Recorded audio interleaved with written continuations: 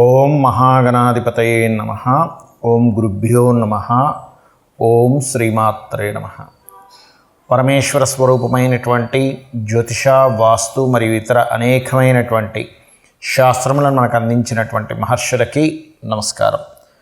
హయగ్రీవ హయగ్రీవ హయగ్రీవేతి యో వదేత్ తస్య నిస్సరతే వాణి జహ్నుకన్యా ప్రవాహవత్.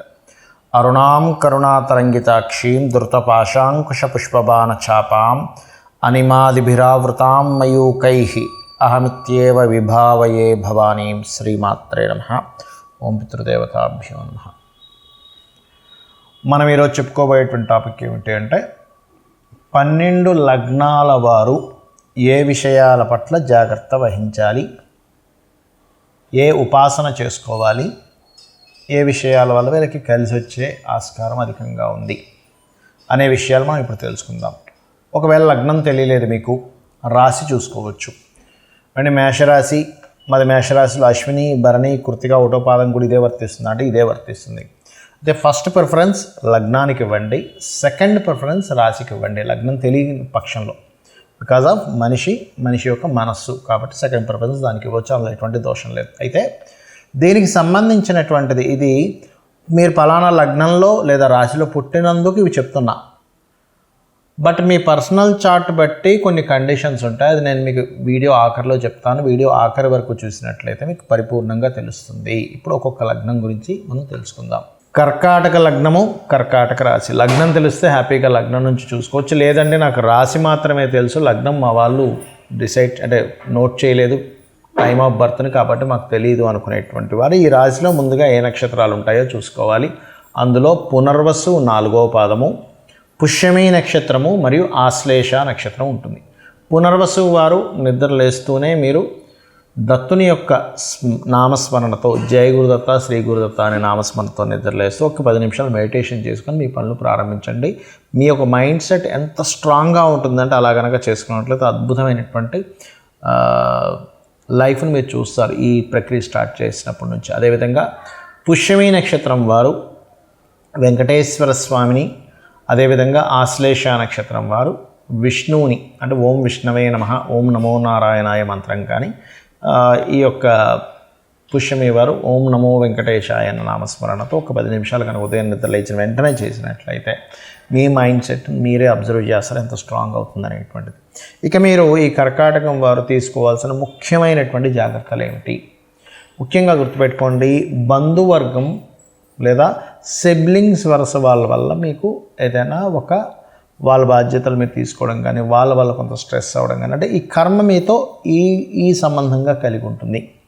అదేవిధంగా జీవిత భాగస్వామి అండ్ సిబ్లింగ్ వరుస వాళ్ళు, ఇక్కడ మీ యొక్క కర్మ వీటిలో కనెక్ట్ అయి ఉంటుంది. ఇది బాగా అర్థం చేసుకోండి. అలాగే మరొకటి ఏంటంటే ఇంకా చూసుకున్నట్లయితే మీరు పొరపాటును కూడా మీ యొక్క ప్రాపర్టీ రిలేటెడ్ సంబంధించిన విషయంలో ఏదైనా చిన్నపాటి మిస్టేక్ చేశారంటే కర్కాటకంలో జన్మించి, కర్కాటక లగ్నం ఆ రాశిలో జన్మించి, అదే మీ లైఫ్లో ఒక బ్యాడ్ దీనిలోకి తీసుకెళ్తుంది. గుర్తుపెట్టుకోండి. అంటే ఏమిటి? ఎలాంటి తప్పులండి? ఇల్లు నిర్మాణం చేసుకునేటప్పుడు వాస్తుపరంగా అనుకోండి, లేదా ఏదైనా ఒక ఆస్తి సంబంధించిన విషయాలు వచ్చినప్పుడు కొంచెం మనం ఒక్కోసారి రాసిపడి ఏదో చిన్న తప్పులు చేస్తున్న అటువంటివి చేసినప్పుడు, ఎందుకంటే పర్టికులర్గా అవి క్లియర్ చేసుకోవడానికి మీరు పుట్టారు కర్కాటక లగ్నంలో. అది క్లియర్ చేసుకోవడం కాకుండా దాంట్లో ఇంకేదైనా మిస్టేక్ చేశారా, మళ్ళీ అది ఆ కర్మ వెంటాడుతూ ఉంటుంది. అది రోగరూపేనో లేకపోతే ఇంకొక రూపేనో వస్తూ ఉంటుంది. గుర్తుపెట్టుకోండి. కాబట్టి ఈ యొక్క అంశాల్లో చాలా జాగ్రత్తగా ఉంటూ, ప్రధానంగా మీకు మెడికల్ లైన్స్ సంబంధంగా మీకు మంచి ధనయోగాలు ఏర్పడుతూ ఉంటాయి. క్రియేటివ్ లైన్స్ మూలంగా ఏదైనా ధనయోగాలు మీకు వస్తున్నట్లయితే దానిలో ఎట్టి పరిస్థితుల్లో మీరు వదులుకోకండి. ఓకే. అలాగే మరొక విషయం ఏంటంటే, ఇక్కడ మీకు పాస్ట్ లైఫ్ గురువుతో ఉన్నటువంటి కొన్ని కర్మలు మీకు కనెక్ట్ అవ్వడం వల్ల మీకు తెలియకుండానే కొంత దేవతా సంబంధించినటువంటిది, గురు సంబంధించిన అనుగ్రహం మీకు అనుకోకుండా కలుగుతుంది ఈ కర్కాటకంలో జన్మించినటువంటి వారికి. అంటే మీరు దాని గురించి ఏ ప్రయత్నము చేయరు, కానీ గురువు అనుగ్రహం పూర్వజన్మ కర్మలో ఉంది కాబట్టి మీకు రావడం జరుగుతుంది. అది దత్తుడి రూపంలో రావచ్చు, మనకి అసలు ఎక్స్పెక్ట్ చేయనటువంటి విషయాల్లో అది రావచ్చు. ఇక మీరు చేయవలసినటువంటి దేవతారాధన ఎక్కువగా స్కంద ఆరాధన చేయండి. సుబ్రహ్మణ్యేశ్వర స్వామిని తలుచుకోండి, అన్ని విధాలా బాగుంటుంది. ఇప్పటి వరకు మనం ఏదైతే చెప్పుకున్నామో మీది గనక పలానా లగ్నం అయితే పలానా విషయాలు జాగ్రత్తగా ఉండండి అని, పలానా ఉపాసన చేయండి అని, లేకపోతే పలానా విషయాలు మీకు అందిపుచ్చుకుంటారని, మీ లైఫ్లో ఈ విషయాల్లో బాగుంటుందని మనం ఏవైతే చెప్పుకున్నామో ఇవన్నీ కూడా మీ లగ్నం బేస్ చేసుకొని దీన్ని స్థిరంగా ఉండేటువంటి కారకత్వాలు అంటారు. అంటే పలానా లగ్నంలో పుట్టాము అంటే పంచమాధిపతి రవి అవుతాడు మేషంలో పుడితే, లేదా వృషభంలో పుడితే పంచమాధిపతి బుధుడు అవుతాడు, అదే మిథునంలో పుడితే పంచమాధిపతి శుక్రుడు అవుతాడు, లేకపోతే లగ్నాధిపతి బుధుడు అవుతాడు. ఇట్లా కొన్ని కాంబినేషన్స్ బట్టి చెప్పుకున్నాం. మరి పర్సనల్ చార్ట్లో ఇది ఏమైనా మార్పు వస్తుందా అంటే ఖచ్చితంగా పర్సనల్ చార్ట్ దగ్గరికి వచ్చేసరికి మార్పు వస్తుంది. ఎలాగా అంటే చెప్తాను చూడండి. ఇప్పుడు టీటీ ఇంజెక్షన్ ఉంది. టీటీ ఇంజెక్షన్ ఏదైనా సెప్టిక్ అయితే వేస్తారు. ఇప్పుడు ఆ ఇంజెక్షన్ అందరికీ పడదు, కొంతమందికి టెస్ట్ చేస్తారు. మీరు కొంచెంసేపు కూర్చోండి. ఎందుకండి అది అందరికీ వాడడానికే కదా అంటే కొంతమందికి స్పెసిఫిక్గా కొన్ని పడవు. కొన్ని ఫుడ్స్ కావచ్చు, కొన్ని మెడిసిన్స్ కావచ్చు, కొన్ని వాతావరణాలు కావచ్చు, కొంత నీరు కూడా. ఒక్కోసారి చూడండి, నేను వేరే దగ్గరికి వెళ్ళానండి, అక్కడ వాటర్ నాకు పడలేదండి అంటాం, అక్కడ గాలి నాకు పడలేదండి అంటాం, ఆ ఫుడ్ నాకు పడలేదండి అంటాం. ఎందుకంటామండి? మరి మిగతా 100 మంది బాగానే ఉన్నారుగా, నీకు ఒక్కడికి ఎందుకు ఇలా అయిందంటే బికాజ్ ఆఫ్ ఎవరి శరీర తత్వాన్ని బట్టి వారికి ఎలా అయితే కొన్ని విషయాలు బాగా పడతాయి, కొంతమందికి బాగా పడవు. అదేవిధంగా సబ్జెక్ట్స్ కూడా చూడండి, 40 మంది పిల్లల్ని కూర్చోబెట్టి టీచర్ చెప్తా, అందులో ఒకరికి అద్భుతంగా అర్థమవుతుంది, కొంతమందికి అసలు సబ్జెక్ట్ అర్థం కాదు. ఎందుకు?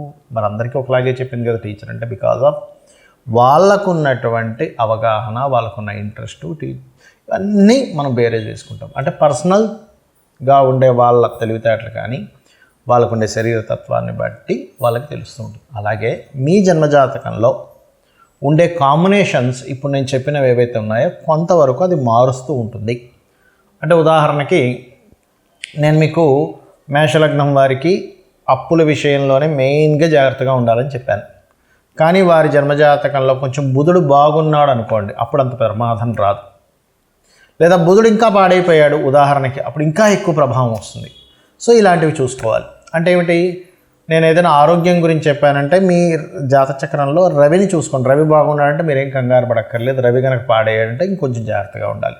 మానసిక విషయాల గురించి చెప్పాను, చంద్రుడు బాగున్నాడు, ఎక్కువ కంగారు అక్కర్లేదు. చంద్రుడు పాడయ్యాడు, అప్పుడు మీరు ఏ బియ్యం దానం ఇవ్వడమో చేయండి. అలా కాకుండా యాక్సిడెంట్స్ లేకపోతే భూ వివాదాలు ఎక్కువగా ఉంటాయి ఈ లగ్నం వారికి అని చెప్పాను అనుకోండి, అప్పుడు మీరు చేయవలసింది ఏంటంటే కుజుడు బాగున్నాడా టెన్షన్ ఏం పెట్టుకోకండి. కుజుడు పాడైతే అప్పుడు మీరు కందులు దానంగా ఇవ్వడం, సుబ్రహ్మణ్యేశ్వర స్వామి ఆరాధన చేసుకోవడం, వారాహి అమ్మవారి ఆరాధన చేసుకోవడం చేయండి. అదేవిధంగా బుధుడు పాడయ్యాడు, అప్పుడు విష్ణు సహస్రనామాలు బాగుంటే ఏం టెన్షన్ పడక్కర్లేదు. అంటే ఇప్పుడు నేను చెప్పినటువంటివి ఏవైతే ఉన్నాయో గ్రహం కనుక బాగుంది, ఆ రాశులు కనుక బాగున్నాయి, టెన్షన్ పడకండి. ఆ రాశులు బాగోలేవండి, ఆ గ్రహం పాడైంది, మరింత ఎక్కువ జాగ్రత్త తీసుకోండి. నేను మీకు ఒక క్లారిటీ ఇస్తున్నాను. అదేవిధంగా గురువు అయితే శనగలు దానంగా ఇవ్వడం, గురువులు అంటే ఏదైనా బంగారానికి సంబంధించినటువంటి టీచింగ్ లైన్స్ సంబంధించిన విషయాల్లో కొంత జాగ్రత్తగా ఉండాలి. శుక్రుడైతే వివాహ సంబంధించిన విషయాల్లోని, శని భగవానుడైతే మీరు చేసే జాబ్ రిలేటెడ్ సంబంధించిన విషయాల్లోని, హెల్త్ విషయాల్లోని, రాహు అయితే విదేశాలకు వెళ్ళి అక్కడ ఉండేటువంటి విషయాల్లోని, కేతు అయితే కొంత ఆధ్యాత్మికత లేదా కొంత వైరాగ్య సంబంధించిన కొంతమందికి వస్తుంటుంది.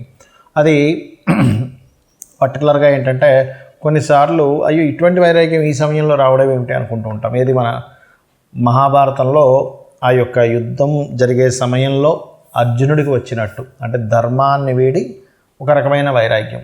అప్పుడు కృష్ణుడు లాంటి వాడు మనకు కావాలి. ఆ శ్రీకృష్ణ పరమాత్మ యొక్క భగవద్గీత ఎవరైతే వింటారో ఈ వైరాగ్యం కూడా తగ్గుతుంది.